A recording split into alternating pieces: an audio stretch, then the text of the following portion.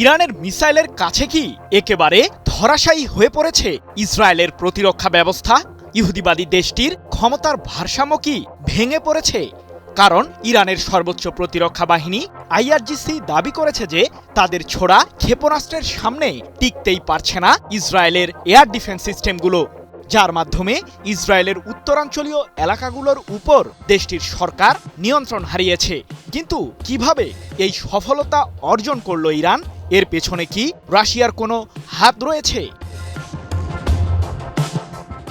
ক্ষণে ক্ষণে ইসরায়েলের দিকে ছুটে যাচ্ছে ইরানের এক ঝাঁক মিসাইলের বহর, যেগুলোর লক্ষ্য ইহুদিবাদী দেশটির সামরিক অবকাঠামো ধ্বংস করে দেওয়া। তাতে বেশ সফলতাও লাভ করছে ইরানের সর্বোচ্চ প্রতিরক্ষা বাহিনী আইআরজিসি। কিন্তু তেহরানের এমন সফলতাকে মানতে নারাজ ইসরায়েল, যার কারণে ইরানের বিরুদ্ধে আরও কঠোর অভিযান পরিচালনা করার জন্য ষড়যন্ত্রমূলক ছক আঁকছে ইহুদিবাদীরা। ইরানের ক্ষেপণাস্ত্র ও পারমাণবিক কেন্দ্রগুলোর পাশাপাশি দেশটির জ্বালানি অবকাঠামোগুলোকে ধ্বংস করার পায়তারা করছে ইসরায়েল। যদিও ইহুদিবাদীদের এই ষড়যন্ত্র যে খুব একটা কাজে আসবে না সেটা ভালোভাবেই জানে আইআরজিসি।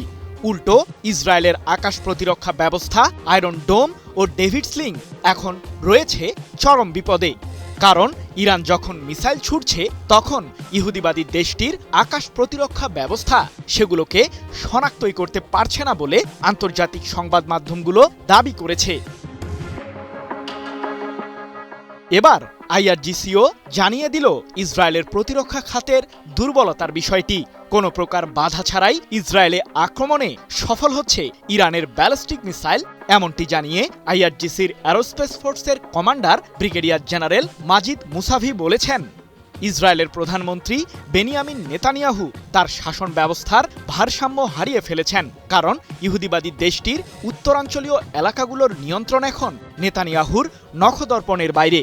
তাদের বিরুদ্ধে ইরানের হামলা চালানোর সক্ষমতা ক্রমবর্ধমান হারে বৃদ্ধি পেয়েছে। এক প্রতিবেদনে বিষয়টি নিশ্চিত করেছে ইরানের রাষ্ট্রীয় সম্প্রচার মাধ্যম প্রেস টিভি।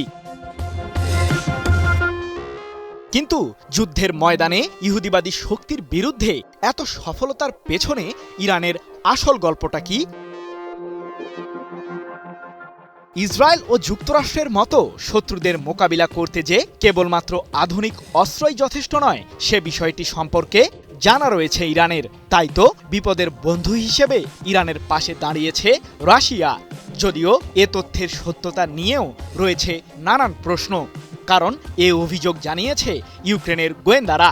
তাদের দেওয়া তথ্য অনুযায়ী ইসরায়েলের কমপক্ষে ৫৫টি গুরুত্বপূর্ণ জ্বালানি কেন্দ্রের গোয়েন্দা প্রতিবেদন ইরানের কাছে হস্তান্তর করেছে রাশিয়া, এমন দাবি কিয়েভের। প্রশ্ন হলো, যুদ্ধের ময়দানে যুক্তরাষ্ট্র ইসরায়েলের বিরুদ্ধে লড়তে আর কতগুলো মিসাইল রয়েছে ইরানের কাছে?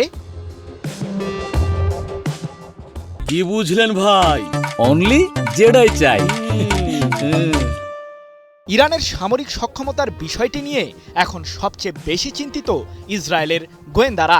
তাই তো অনুসন্ধান চালিয়ে তারা জানতে পেরেছে যে চলমান যুদ্ধের মাঝেও এখনও টিকে আছে ইরানের মোট ক্ষেপণাস্ত্রের প্রায় ৫০% মিসাইল, যা দিয়ে হরমুজ প্রণালীতেও তাণ্ডব চালাতে পারবে আইআরজিসি। সৃজন মাহমুদ, নিউজ 24।